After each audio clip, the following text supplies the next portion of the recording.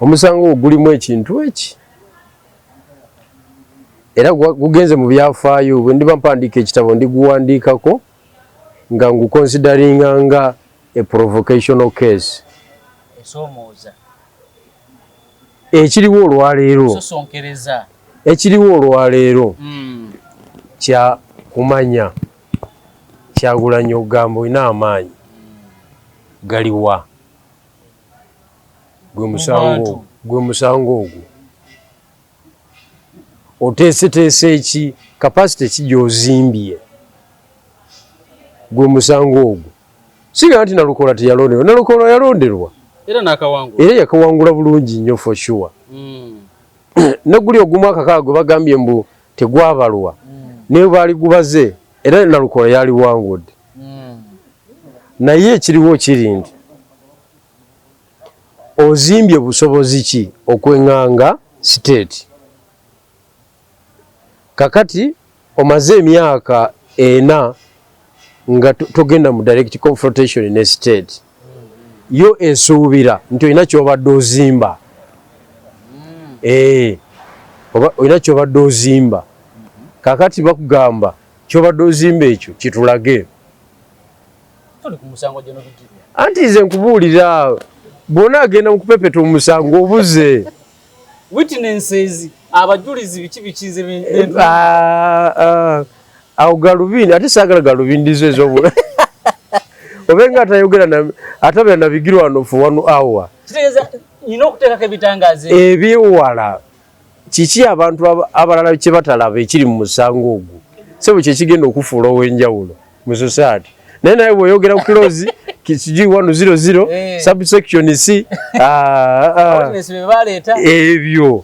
ebyo sebo oba wa bulijjo era oba totuyambye ebikulu ebyekusika ebiri emabega w'omusango ogwo bye ndi mu kugamba nti biri eki osobola kukolawo ki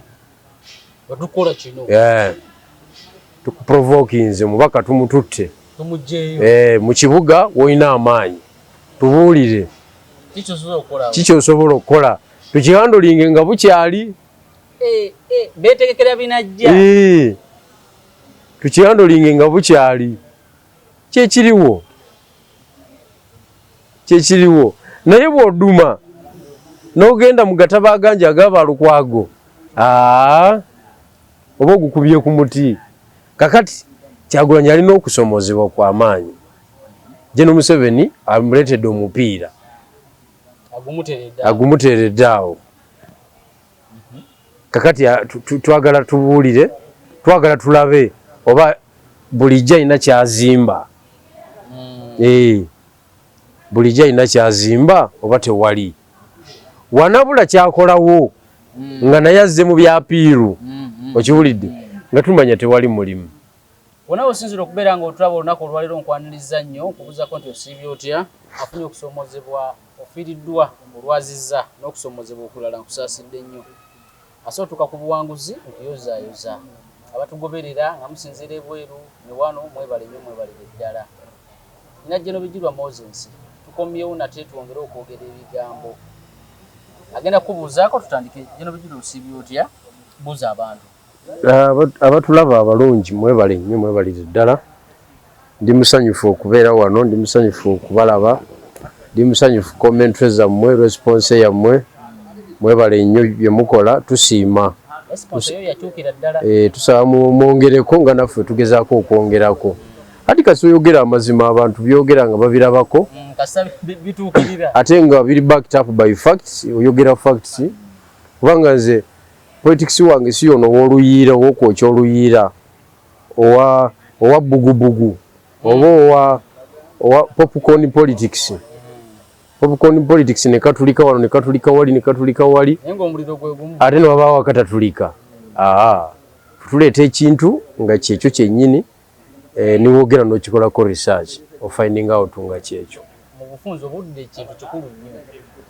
bali abazungu bakugamba time is the best judge because obudde buli webuyitawo bwe buti buprovinga kiwayogera oba ne bukidisprovinga so Nabanga is the best judge.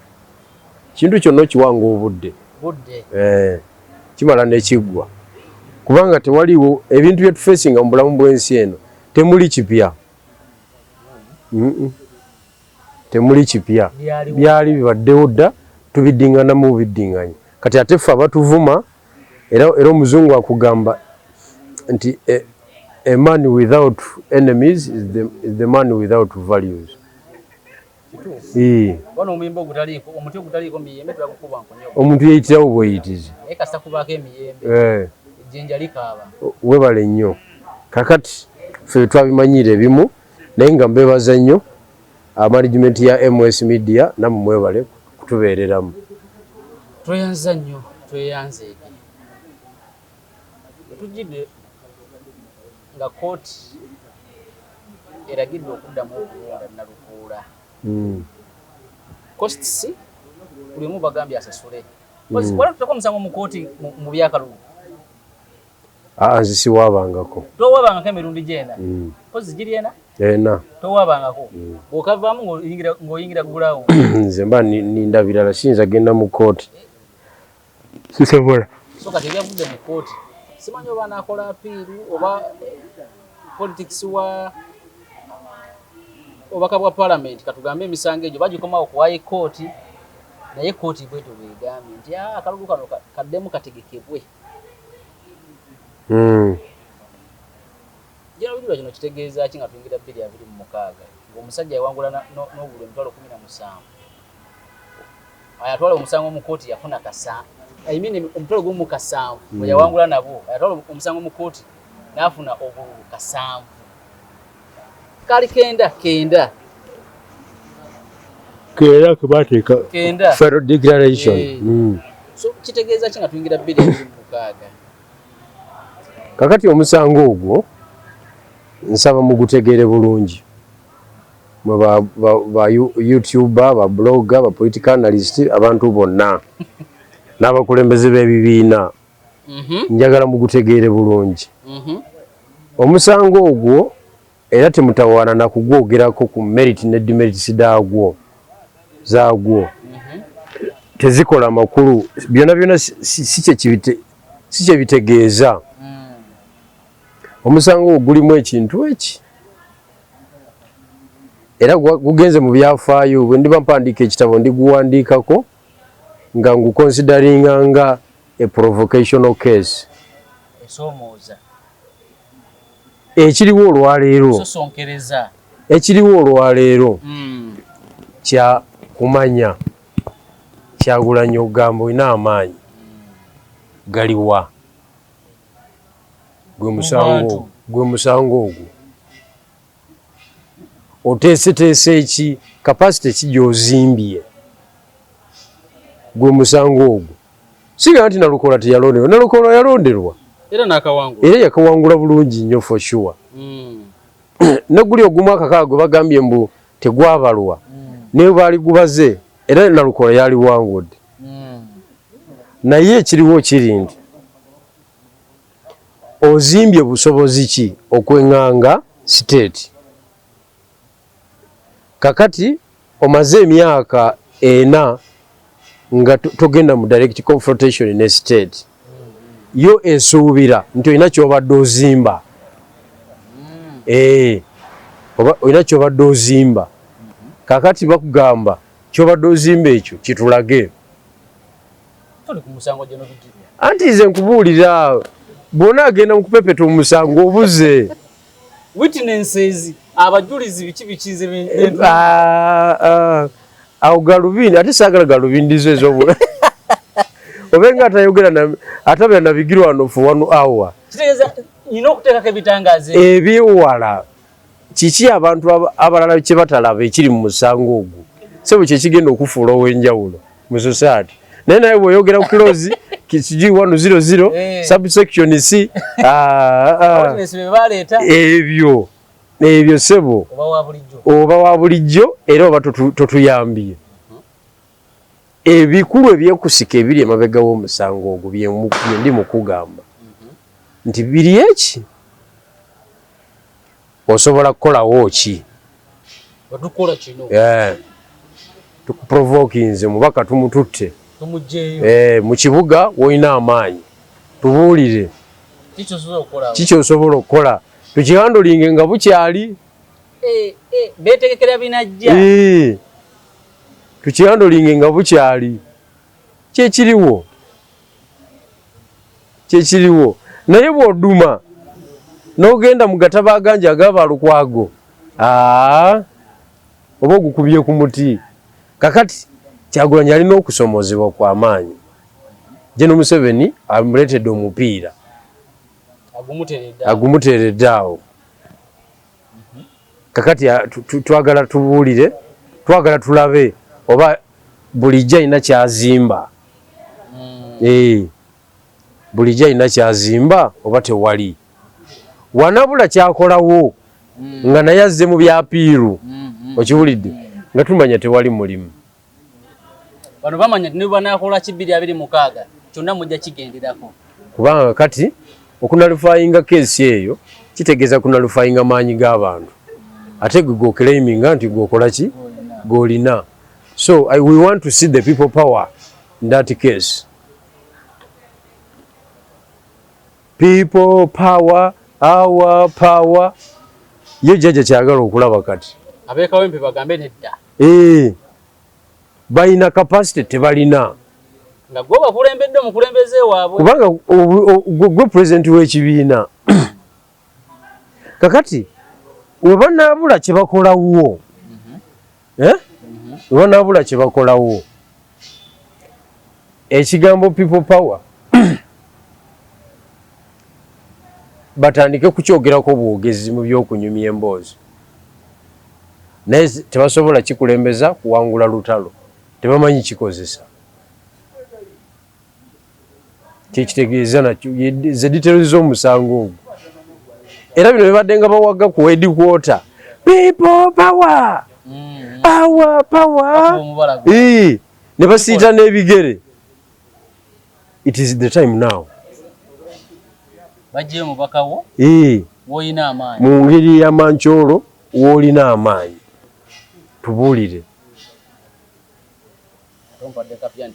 bakusosonkereza yes bakukuba jabu mu bikonde bakiyita jabu tatata naye nga taleeta aleeta taleeta eri enene tagireeta kati bw'osimulukuka ng'akuwa ng'olandinga wansi alaba bukodi obwo kati eyo jabu tatata kati apiiru teri mu ekyo kye basuubira because kiri yuzo kakati era NUP bwegenda mu apiiru nja kulabira ddala abantu abatamanyi kye baliko kubanga ate apiiru nyangu nnyo mu apiiru teba bujulizi bupya kyekisooka mukozesa buli bwennyini obwakozesebwa mu high court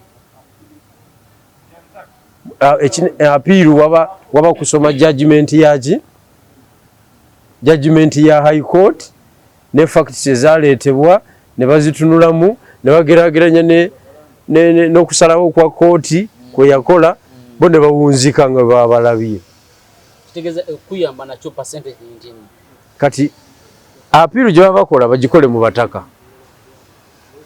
abeeka wempe tumwalonda omuntu waffe kituufu naye gavumenti ekoze bino apiiru gye baba bakola yeeyo gye baba bakola nga badde mu kusaba kalulu mu by election kubanga that is bana balemeddwa okukola ekya people power basobola okukola ekya people power nekibagusa andi kakati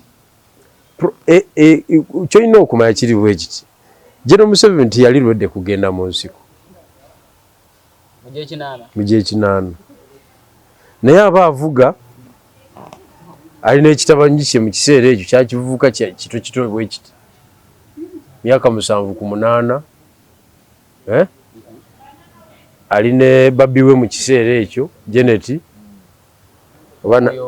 ne bamuyoola ekireka bamuteeka chini ya ulinzi timu ye egenda okutegeera nga wayiseewo like 5 hours nga bamuyodde nga bamuyodde okitegedde kakati abasajja be barwejema bani bandi bonna bano basalimusale baba kasuse iri eri moroto space ngeyeyongera okunarrowinga mwasobola okukola ki okwetaayiza paka lwe yeekyawa ne ttiimu ye naga tugende tupambane ne bano afutalo ne bwe tusigala eno era bajja tubonyaabonya tugende tulwane okitegedde kati bwatyo bwayingira ki bwayingira ensiko kakati ni wa 2025 yeah? Olina okudemonstratinga capacity efanaganako ngeri kubanga oli bamuzoganya ne bafunza political space n'ajeewa n'asuula gavumenti osobola kukola ki oba tokisobola tomalira bantu budde tugende tukole ebirala oba tokisobola bwe yabadeko ku radio emu eyobusoboke kulekaye ne Museveni amusinga obukodyo nti Museveni alina obukodyo 7 naye gwomanyize bwe nnyina yagala 13 kakati omuntu oyo bwatyo gwoyogerako mu kapasite ye obukodyo 13 ng'ono alina obukodyo 7 ekisooka statement gye yakoze tewaliwo bukodyo 13 muntu alina bukodyo 13 mu human nature bukodyo buba bungi scientifically oba oyogedde kyaki kyakyana kito oba bwe mbaŋŋamba kubanga scientifically obukodyo 13 obutereka mu hard disk ki tekisoboka ku mutwe mu bwongo mwebuli tekisoboka tewaliwo omuntu alina nsonga 10 ku nsonga y'emu ng'aginako pulaani 10 taliiyo olaba okuwunyiza obuwunyiza omuntu omulamu scientifically ekirere ayawula obuwoowo 7 bokka kati ate embwa eri mu 10 ana kyova olaba obeera wano ng'akamyu kali wali ku geeti ye embwa neebanga ekawulidde naye nga gwe tomanyina biriwo obeera wano bali abo bamuzeeyi baffe ab'edda embwa nekulaga nti esensinze nti enga eri kumpi ogenda okulaba teva wano wooli naye nga gwe tomanyi kiri kati nokozesa obukugu n'olaba kondakiti yaayo n'omanya wano waliwo denja okitegedde kakati kyeyayogedde ekyo scientifically tekiriiyo era byebimu ku byongera okumudisqualifyingisa kyogamba buli bwoyogera ekintu ng'ekyo okubugumiriza abantu bakubamu bukubi bituli buli anti abantu babamanyi babamanyi ne baga kisoboka kiti ekyayogedde ye yakakolako obukodyo ki anti kati oba ogenze kuwa bantu budde kutandika kukola ki kutematema so nze ndowooza ekyo kyayogedde tekirina nnyo makulu sinza nnyo kiwa budde kubanga tekiri backed up by evidence wabula kyendowooza ekyalikoleddwa kiri kimu balina okurespondinga ku ruling eyo obutuufu bwayo mu ngeri etali ya apiiru mu ngeri etali ya apiiru y'ebipapula apiiru erina kuba ya street kubanga obwana kyemalira babusuula mu periodi ya mirundi 3 nga tunaatera okugenda mu kalulu nga tunaatera okagendamu nga tukalimu nga ekyaliwo 2020 November okitegedde nga tukalimu okulu poliisi yatuwa opportunity eyo nesuula gavumenti tulemu ogikozesa yali bulade then nga kaakaggwa emirundi 3 ogisuulira mu gavumenti kakati muzimu ku nsonga ezisuula gavumenti ye fundamental mistakes ezikolebwa gavumenti because eyo decision bwesanga oludda oluvuganya olw'e Kenya gwa gwayasedda kubanga kooti osabuludde amaanyi g'abantu abaasalawo guba gwayase dda bali abamanyi okwekunga guba gwayase dda naye kakati bonna bazinze emikono emanduso zonna kyebayita triggers bwana General Yoweri Kaguta Museveni azituwadde nefe nitulemu ozikozesa okitegeera so kyenkugamba nkyogeza kumanya okutonotono kwenina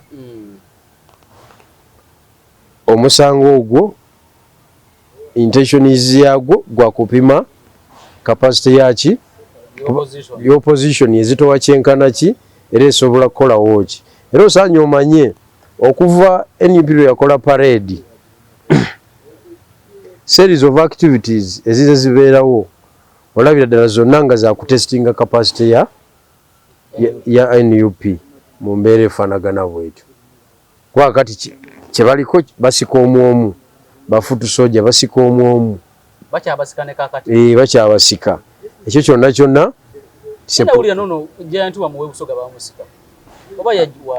alayika ali Kenya yasooka n'anyamamu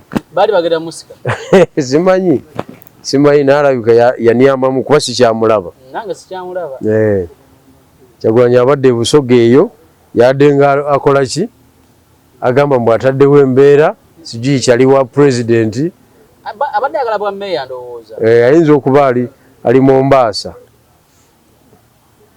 kudiruza okumwalo omanye lye livubuka bye bimu lyagambanga mbu nze sitwagonjirwisa asanga mukyala waliyo nga munyiivu twali wali okwawo kakyala kayo kana kati ne musajja wange KI naye sebo beera nebijirwa mwakuba bano ne bbaawe ne muboogera kuno nga kati bbaawe kyatayogerwako naye wali awo bambi nga si musanyufu kakyala kakati akadde katambula ne nalukoola kanamawulire ke kakulya bannamawulire be Makerere Kavula aba social media keka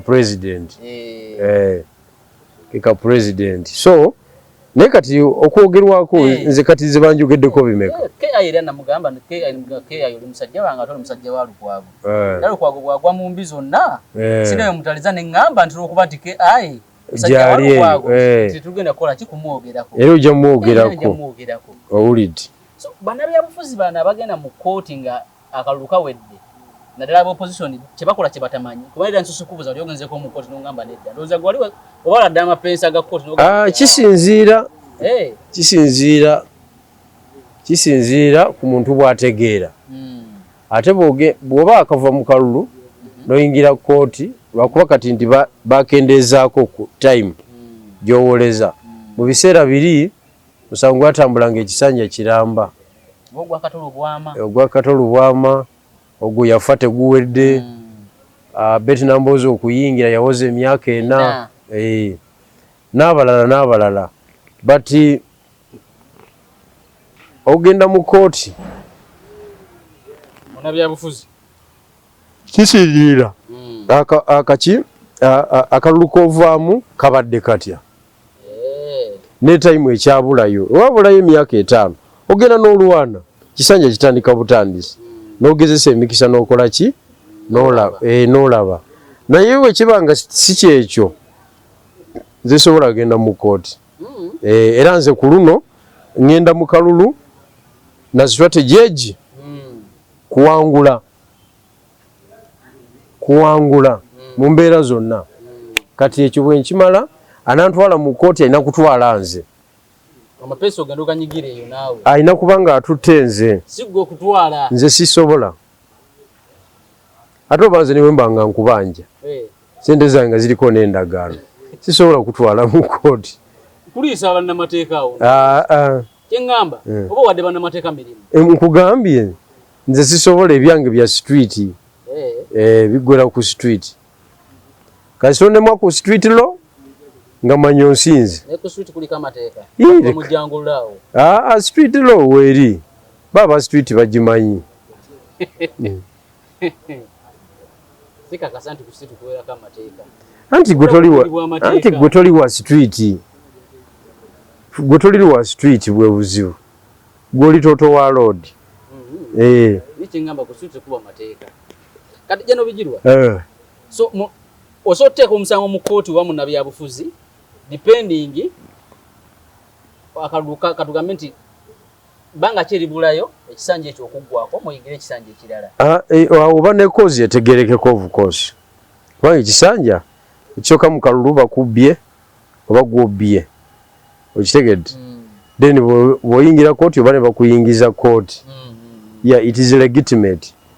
Mulimu ababirivingira mu ebyo naye nze sibirivingira mu court. Nina kulwanira mu bangi sobola genda mu maaso ga muntu omu. Yagambanga tumulinza je tumuwujje mu court waba yagala ajja kola apiru ne olwaleero yavuddeyo bye. Andi kakati Nalukola yansobera olwokubanga is a member of a judicial bajita judicial what? Judicial those a member wa Uganda Law Society. Ekyo kiveko. Olwokubanga y'omu ku bakozi ba court. Okay?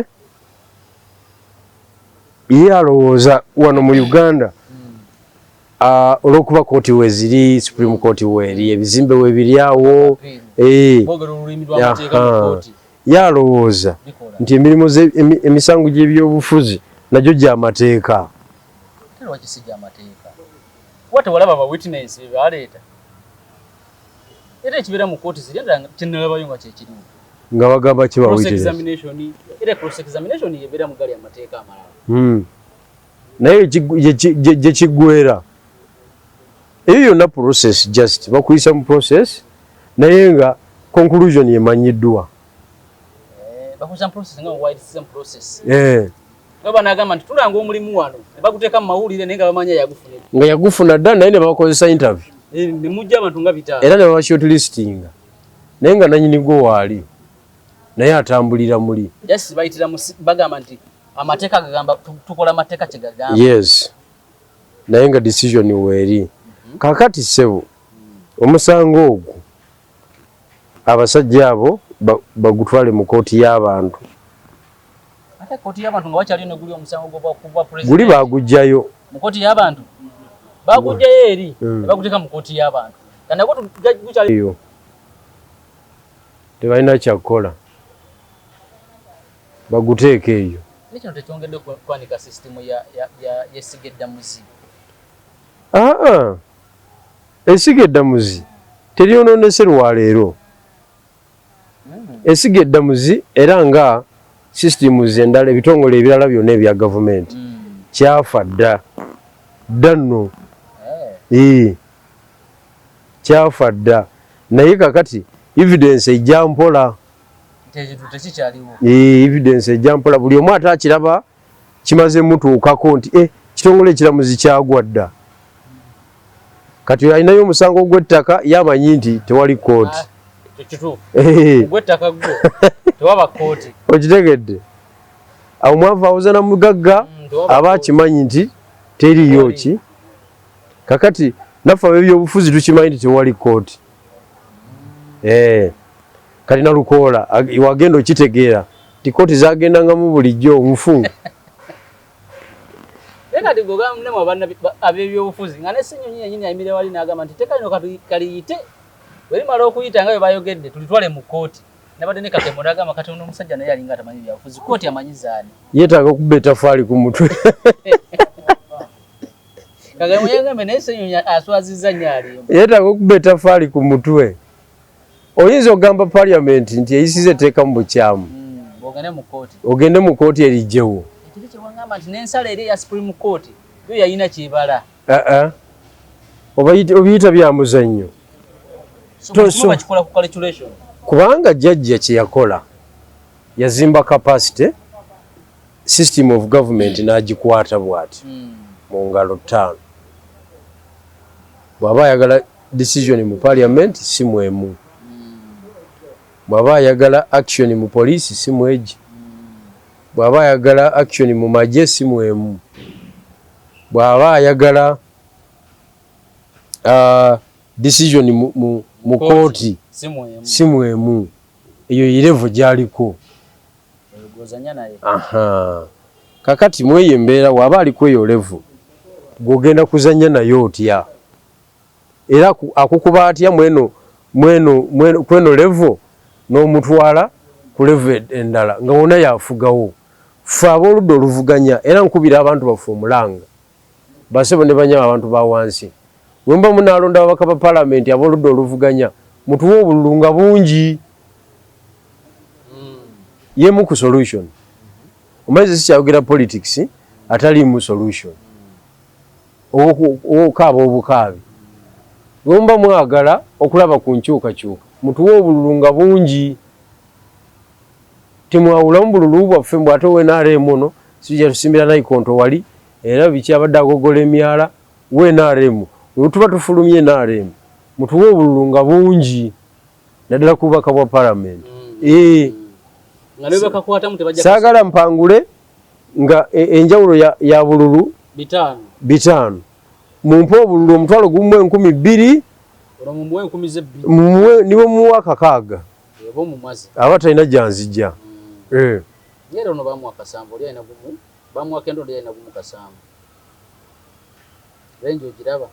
Yamaanyi nnyo. So njagala abantu bakitegeere nti omuzanyo gwaweddewo. Omuzanyo gwaweddewo kati kyekiseera okukwata ku nsonga zennyini.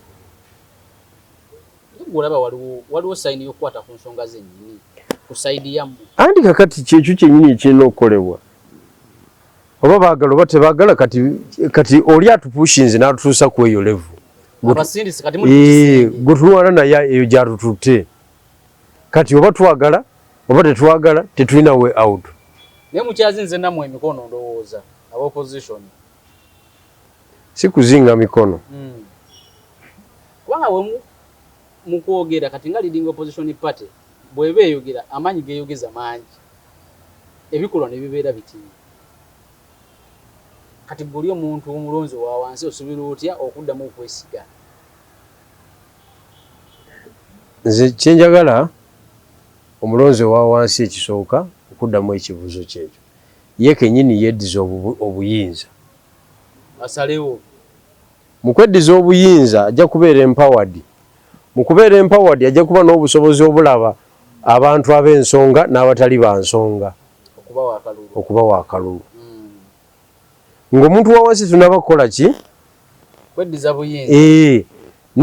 Neno abakulembeze waggulu bakyajja nga bafu nga bakiboggwe because bava mu society enfu. Okitegeera. So tusooke tutereeze society wansi tujja kufuna another new leadership ng'emanyi ekyokukola.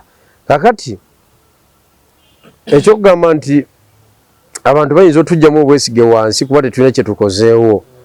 Obunafu bw'abantu bo bennyini okuteeka trust yaabwe mu bantu abatali waffe kubeera mu bifo ebyo kusustaininga lutalo. Komanda gwe mukwasizza nga tajja sobola. Tasobola. Nze nkubuulira tasobola era njagala okutegeeza nti bye bino bye tulimu. Kati ekyo nakyo kinenyeza ye. Kati nga decision yene ya kooti balina wanenyezebwa oba leading political party opposition. Ate kakati ekisooka babadde mu kooti. Ekisooka babadde mu kooti. Oli waba ayagala okunenya jagamba bano tebadifendize nalukoola kimala. Banamateeka badde bakibuggwe. Kubanga badde sinagobera mata yaabwe eyo sigirabangako mu mawulire. Cross examination yali nkambwe. Baleeta abamu ku ba witness ate balumiriza bannamateeka bannalukoola okubagulirira okujja okuwa obujulizi mu kooti.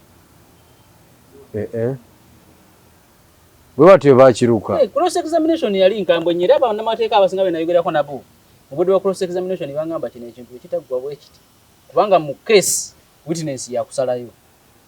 yagukulisa era ova mu kooti ngomanyi nti okusinza witness bwayogedde ono mukubi omusango oba okusinza witness bwayogedde kesi ngenda giruzinga andi kakati njagala omanye ekintu kiri kimu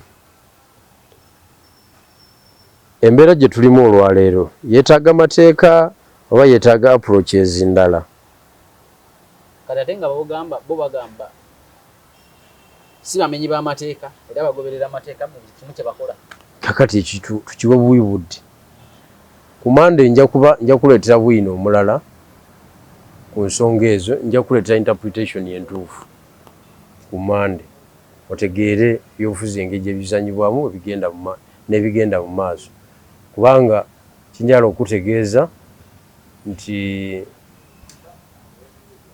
intelligence NUPT yakozesa intelligence emala mu musango ogwo era tegenda kukozesa intelligence emala mu kusalawo kyekiddako oba yakirekera nalukoola bayinza okuduma ne bagala tugenda mu kooti ekibakolera tekikola makulu ekikola makulu strategically baba balina kuddayo mu kalulu bakute oddeyoko mu kalulu era oddemu okole ki ovuga egaalizo kikitegeeza kiringa omusibe okufuna ku time egenda okulima ku gardens wabweru w'ekkomera balobinga na bulobinzi okugendako wabweru okulima si buli musibe nti bamufulumya jamiru mukulu tebasaba mufulumya tekisoboka okuteeka ku lisiti y'okugenda okulima kati wano bagenda kudda bavuga eggaali yaabwe zikaabe kati bagenda muwa chance ey'okukola ki y'okuddamu okuwevingira ku bantu nze kyendowooza kye basobola okwakivinga mu kintu kino naye ng'ekikulu ekyalikoleddwa kwali badde kukunga abantu bateekewo embeera baba tebasobola ekyo ne Dr. Besigye bamukwata n'abeera munda ne kakati nga buli omu tanyega baba tebasobola ekyo bagende banywa obwogi tebalina business njogera yeraga nti leading political party opposition teina what next eri abo opposition eri bannayuganda okubanunula teina kiddako ate kati nga what next ekijjawa tesobola kubanga bakugambye si bamenyi b'amateeka bagenda kukozesa amateeka okugjako gavumenti era nga nze nkyali awo nawe okyakkiririza mu byoku nze mba naggyewo dde essimu zange ne fayiro nga neeyongeddeyo okyakkiririza mu kumenya amateeka nga bajjako gavumenti mweno era mu bino ebiseera bye tulimu ate gavumenti zivaako zitya zivaako kubanga wabeerawo obumenyi bw'amateeka ezebungeza tetulaba nga zikyuka Boris Johnson n'akwata n'awagundi n'akwata Theresa May n'awa Boris Johnson anti kitegeeza nti ono ekisanja kyamaze nga ye president oba prime minister policies zakoze ate police eri bateeka okitegedde tezinyumidde bataka terafu agamenyi bamugjeeko tuleeta omulala olaba lizi bamwe ennaku ana mutaano ab'Ebungereza bwekyagaana ne bakwasa omulala kati ffennafe twagala kuyita awo nkakasa abaffe baagala kuyita awo bino ebyeno simanya luwero mu gyekinaana byavaawo ebirala tebikyaliwo n'ebirala tekikola kiri ng'ekyabali awo tetunatuukawo muganda wange kuba kati akakalu kaba kuba kadde Bungereza ate kaalididdwamu kuki tekasobola naye kinyala okutegeeza omuntu yenna alowooza ku by'obuyinza mu nkola ey'akaweweevu kubanga oli yeetegekera kirala ate gwe toyinza kwetegekera kuzanyira mu canvas oli aleeta puma erinnya oliriti